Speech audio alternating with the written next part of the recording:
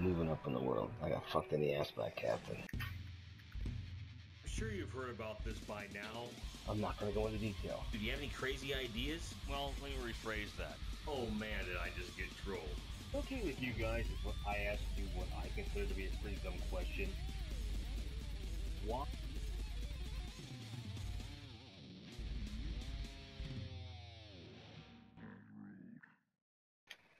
Too long, didn't read. I like it. Fuck off. In short, Dark Below is an expansion for Destiny that it's something that we sorely needed. The content of the game, frankly, was getting pretty stale. Although I was falling into a rather comfortable trap of doing the raid every week. It was time for a change, and honestly, you guys are going to think I'm crazy, but the controversy surrounding the Dark Below expansion not being as robust as some people would have liked, and some of the changes to the upgrade system, as well as the weapon availability and not being able to upgrade some of them with the level system, that actually caused me to enjoy the game more because it forced me to play the game with different people. Not a side effect I expected. So it was quite good. In short, up to and including the Dark Below expansion. In other words, you buy the game off the shelf or digitally online. Your max light level with raid gear is level 30. That's assuming you have either a full set of fully upgraded raid gear, or you have one fully upgraded exotic helmet and one fully upgraded exotic piece of armor, I should say, and 3 other legendaries from the raid itself. So, and the same goes for the light level here in Dark Below as well. So, and then of course weapons were maxed out at 300. If you had a 300 attack weapon, you were the boss. And with the new Dark Below, the new attack level is 331, new light level is 32. Seems simple enough. Well, to make sure that people didn't have to leave certain weapons behind, exotic weapons and armor are upgradable. You can, for a small amount of in-game currency, you can basically upgrade them to where they're able to be upgraded to the next level. It will reset all of your progress.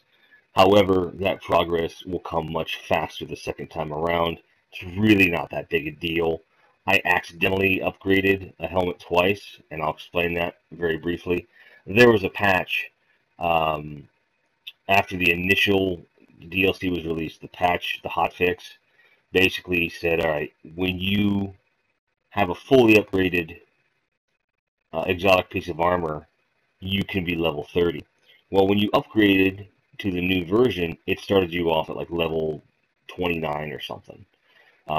And people were freaking out. The light level wasn't 30. It's like, look, I worked this hard. I'm paying money to upgrade it. I shouldn't go down a step. And Bungie saw the point. So with the upgrade, all the upgrades start at 300 or 30 respectively. Okay? So it's actually a pretty good deal. The problem is that I had upgraded one of my helmets. I have one for each of the girls, Alice, Banshee, and Misty, prior to the patch, and not realizing what I was doing. I was tired, I was excited. I upgraded the wrong fucking helmet, and it was stupid. It was my fault. I should have known better. But I upgraded the thing from scratch in less than a day. It did not take me a long time. So these are all, to me, very good things. The problem is that with legendary weapons and legendary armor, a la, say, the Raid, Vault of Glass, you can't upgrade those. And that's what a lot of people are complaining about. You'll see right here, I'm using Vision of Confluence, which is one of the most popular weapons in the game and one of the most coveted weapons from the Vault of Glass. It's maxed out at a level 300, has solar damage. An amazing weapon. It's a great, great weapon. I have some other weapons that I have since gotten that I'm going to replace it with, but I'm going to miss it. I wish I didn't have to make that choice. And some people, because they were forced to make that choice, they chose to stop playing the game and are going to wait either until the next expansion comes out or the sequel comes out because they just don't want to have to deal with the grind. I should not neglect to mention that those people, many of them that I know, are now playing Grand Theft Auto and grinding for money. Okay? Um, every game is different. Every game has a grind, but I can certainly understand if one brand of grind is not your grind. Totally get it. I am the grindhead. I enjoy. Um, so I'm not disparaging or in any way saying that people that aren't playing the game because of these changes are wrong or that they should change their mind. But I will say that I feel they're missing out. So getting that elephant out of the room, clearing that, here's what I think. Um, Widely considered, Crota is the best part of the expansion, and I have to say that's probably true. I did finish the raid last week. I promised I'd wait until I finished the raid till I put out the review. I'm glad I did. It's a great experience. It's a lot of fun. We didn't cheese it. I wanted to learn how to do it right. We did it right, and communication is more important than ever in that raid. So don't take any douchebags with you. Um, I I suffer no fools in the raid. I'm sick of that shit. So I have to say that the Crota raid is amazing. It's getting better as time goes on. There's more. They actually, instead of taking away rewards when they realized people were farming the first chest, they added one. They said, okay, well you're going to get materials in that first chest, which is a very gracious thing to do, I have to say, to make sure you're going to get the materials you need to upgrade, because maybe that's all you need. So if you have 3 characters, all 3 of them hit that chest, you could potentially upgrade a piece of armor every week, which is great. Or a weapon, whatever you choose. And then they added an actual gear drop to one of the most difficult parts of the game that didn't have one before. So, good on them. And they're going to refine it. There are a lot of bugs in Vault of Glass still to this day.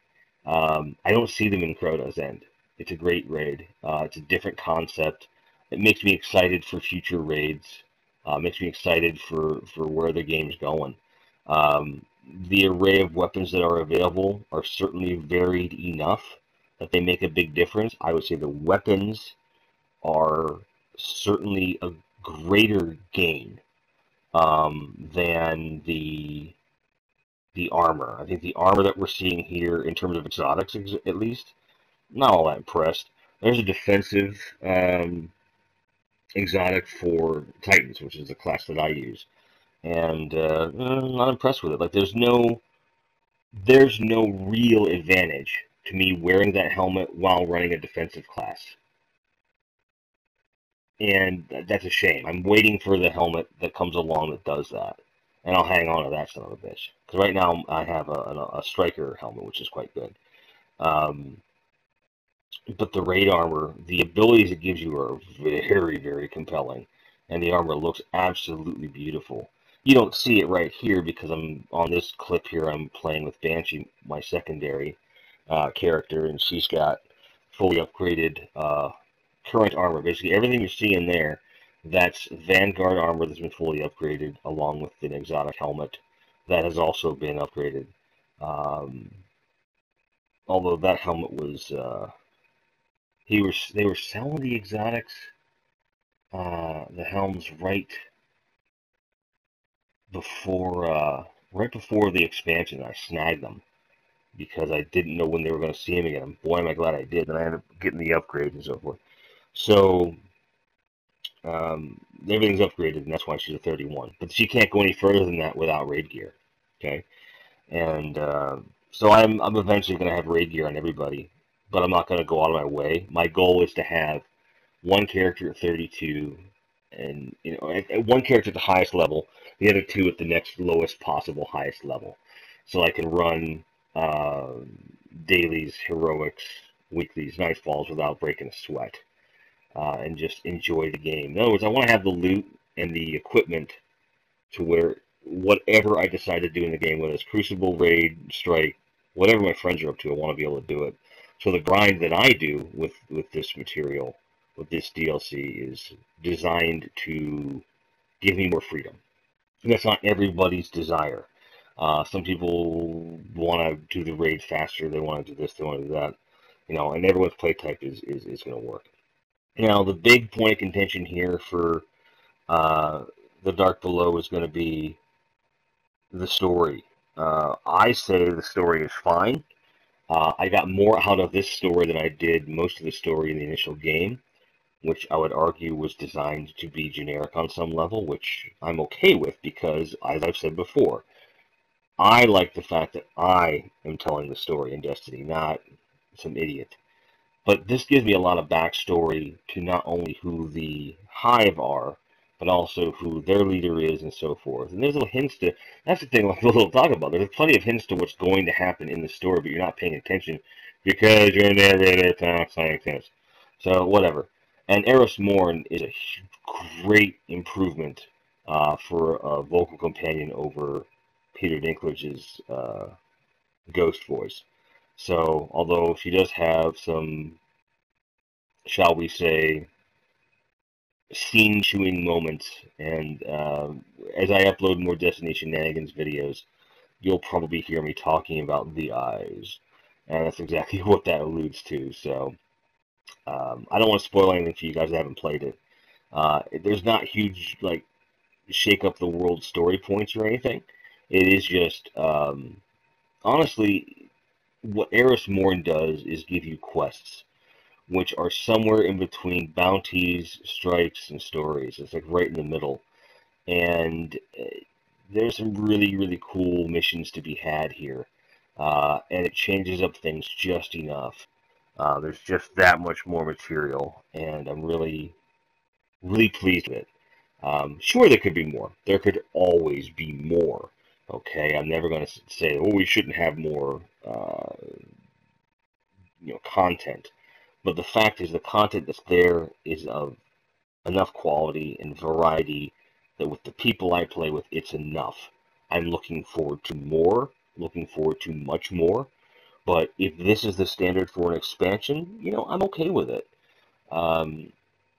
If the leaked image is true, where you've got 4 expansions of this size plus the Comet in fall, which is basically the whole game all over again almost, I'd be extremely happy. All this without a monthly subscription fee and whatnot, as we've talked about in the podcast. So, long story short, this is not quite what I had in mind when they used the word expansion.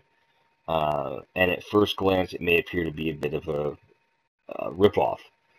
When you get into it and start playing it, you will find that it definitely adds a lot to the game, keeps it fun, and makes you look forward to more. There's nothing wrong with that, guys. So thanks for watching. Thanks for subscribing. And as always, keep on grinding. See you guys in the clan and on Destiny. Cheers.